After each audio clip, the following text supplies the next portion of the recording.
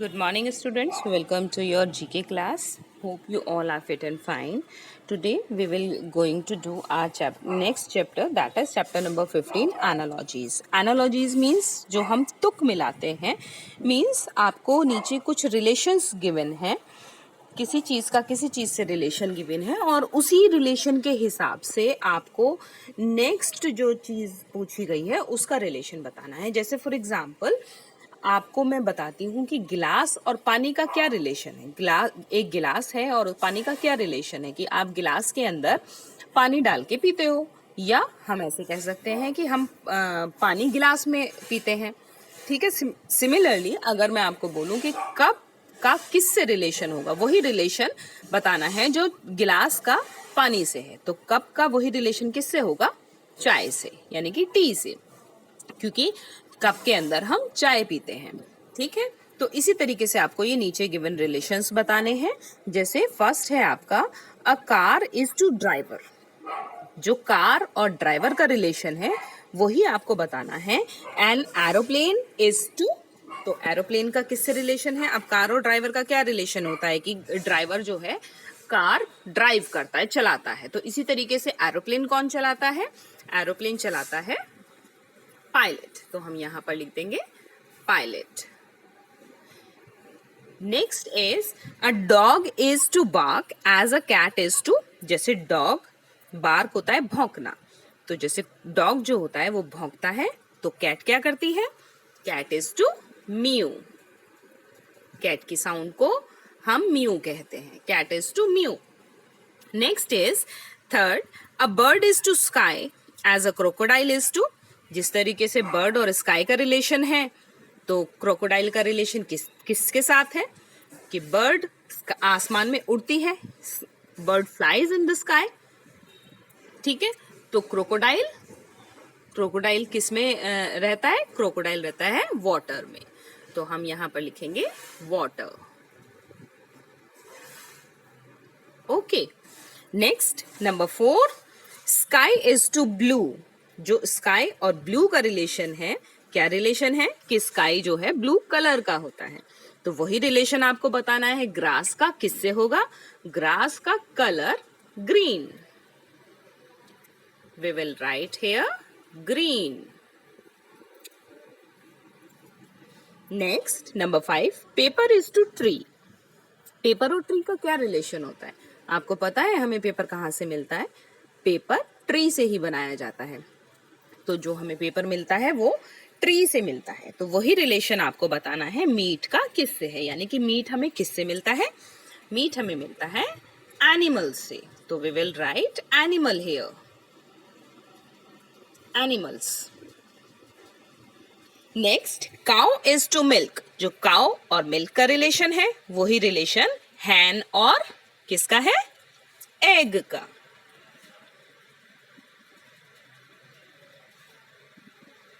Eggs. Next a dog is to pup. Pup means puppy. तो dog का जो baby होता है वो होता है पपी. तो इसी तरीके से लायन इज टू, लायन के बेबी को क्या कहते हैं? लायन के बेबी को बोलते हैं कब.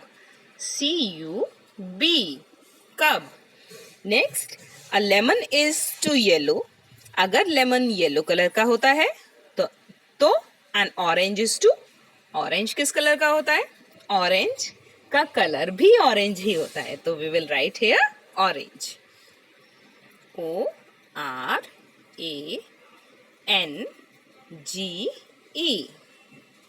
Next a squirrel is to nuts as a bear is to. जो स्क्विरल यानी कि गिलहरी और नट्स का रिलेशन होता है, स्क्विरल और नट्स का रिलेशन क्या होता है? कि जो स्क्विरल होती हैं, गिलहरी होती है, वो नट्स खाती हैं. तो उसी तरीके से आपको बताना है बियर क्या खाता है? बियर हनी खाता है. Next a nose is to smell. Nose और स्मेल का क्या रिलेशन है? कि जो नोज होती है वो स्मेल करती है, यानी नोज जो है वो स्मेल करने के काम आती है. तो इसी तरीके से आंखें क्या करती हैं? आईज क्या करती हैं? Eyes is to see. यहां पर हम लिखेंगे see. Okay. This way we will fill this chapter. And now we will take one more chapter, that is chapter number 16, only one letter.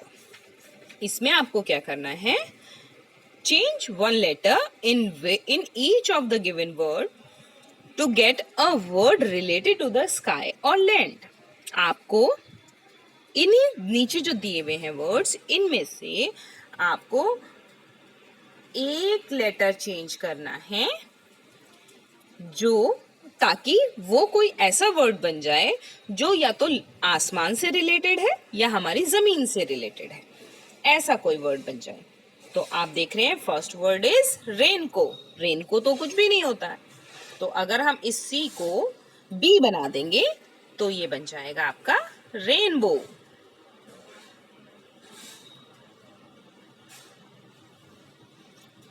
ठीक है. नेक्स्ट इज नून. नून का अगर हम फर्स्ट लेटर एन हटा देंगे और इसकी जगह अगर हम एम लगा देते हैं तो ये बन जाएगा मून. Next track. ट्रैक अगर हम इसका लास्ट वर्ड के हटा देते हैं तो ये बन जाएगा tree, which is related to land. Tree जमीन पर होते हैं. Next plane. प्लेन में से अगर हम लास्ट वर्ड लेटर हटा देते हैं तो ये बन जाएगा प्लांट. यहां लिख देती हूं मैं plant, which is also related to the land. Next hell. Hull is not related to land, हम लिखेंगे हेल. हेल होता है टीला, जैसे ये दिखा रखा है आपको. This is hello. टीला मतलब अगर रेत का पूरा टीला. Next brass.